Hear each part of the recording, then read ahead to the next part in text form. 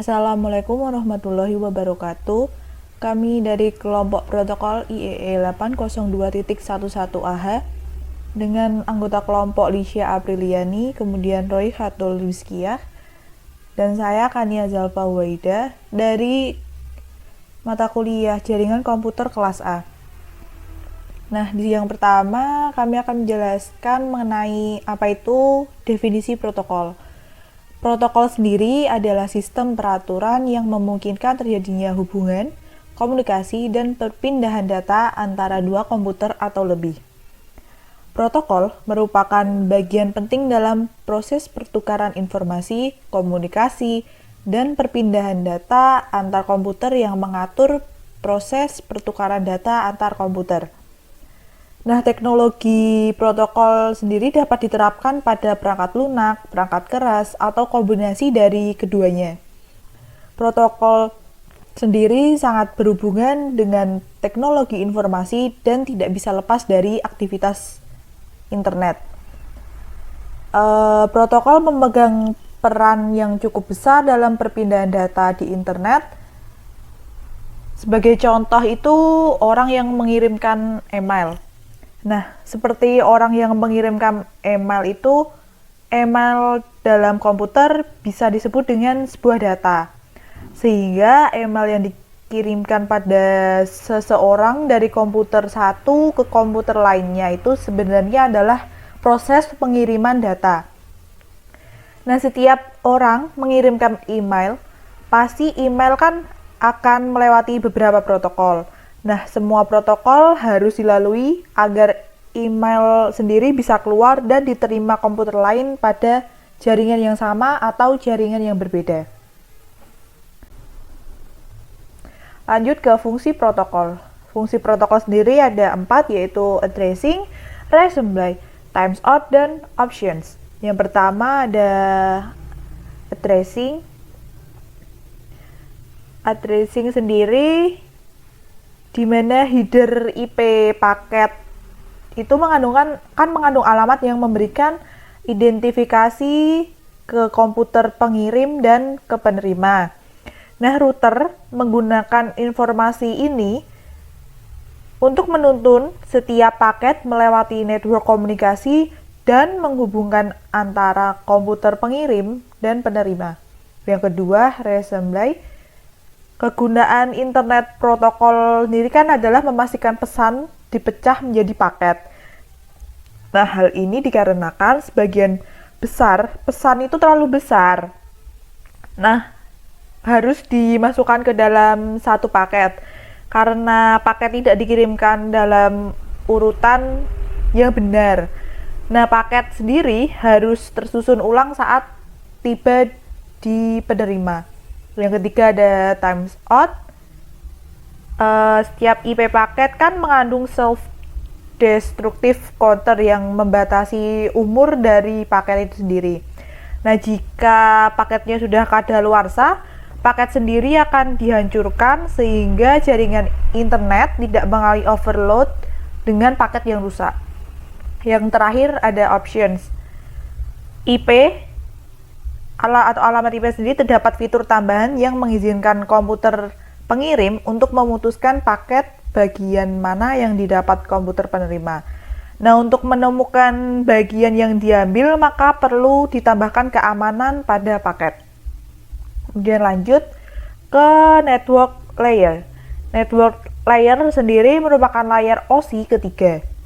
Fungsi utamanya mengatur logical addressing yang membantu mendefinisikan alamat IP atau internet protokol sehingga tiap komputer dapat terhubung dengan satu jaringan.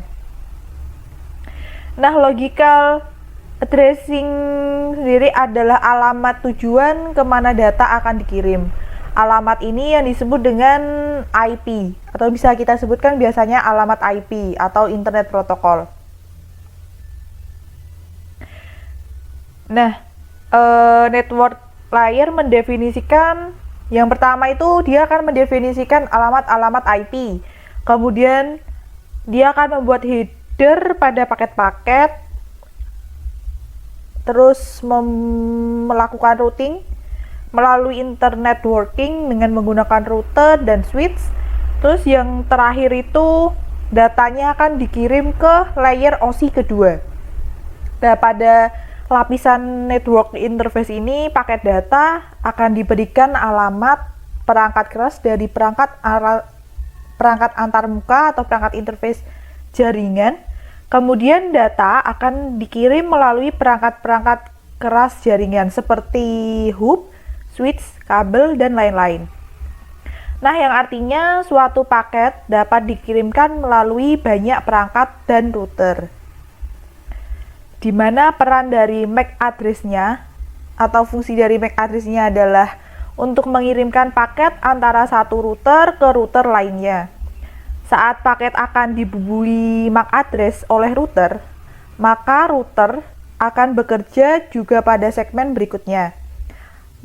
MAC address asal dan MAC address tujuan merupakan bagian dari link header, sedangkan link trailer berisi checksum. Checksum sendiri adalah kode yang digunakan untuk memeriksa apakah data yang dikirim itu benar.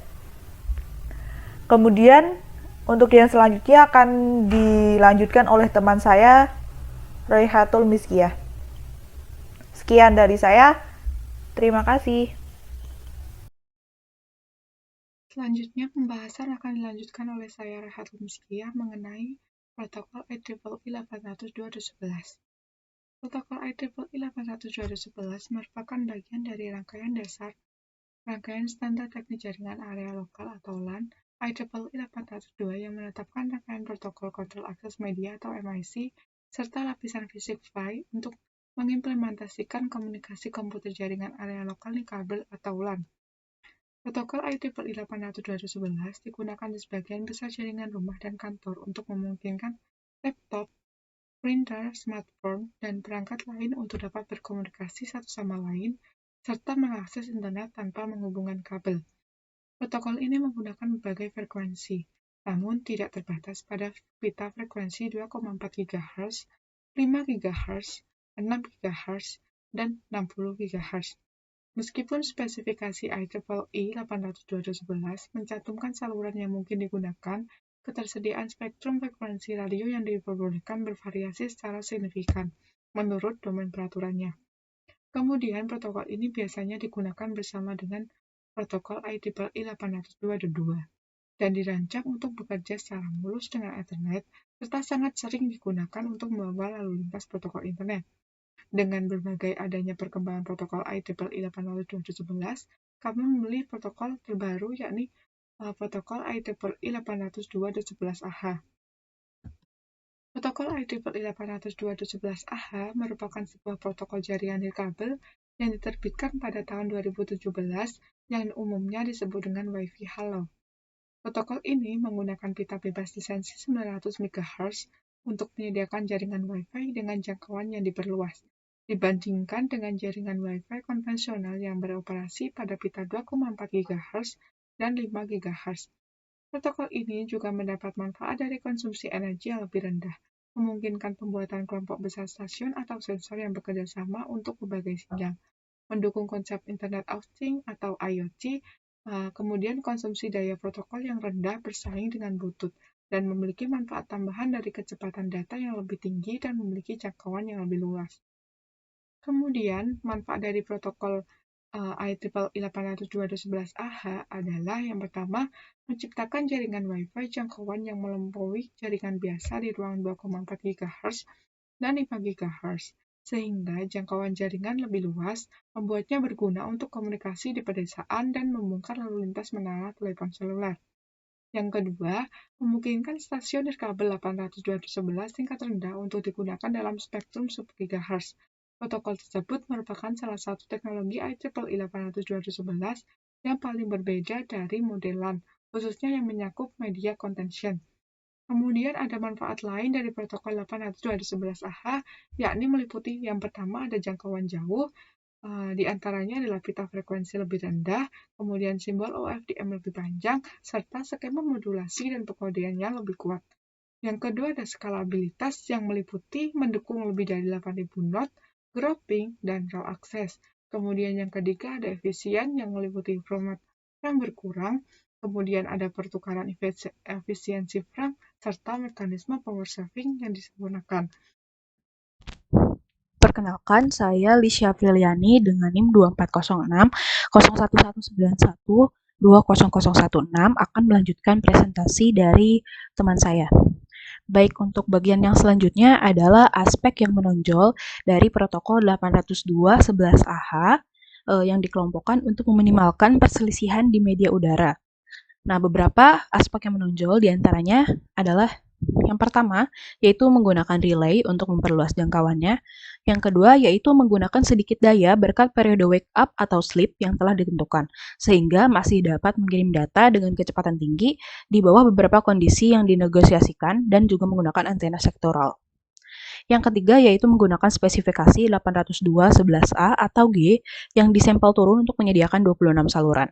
Nah, masing-masing itu mampu memberikan throughput 100 kilobit per second yang dapat mencakup radius 1 km. Hal tersebut itu bertujuan untuk menyediakan konektivitas ke ribuan perangkat di bawah titik akses.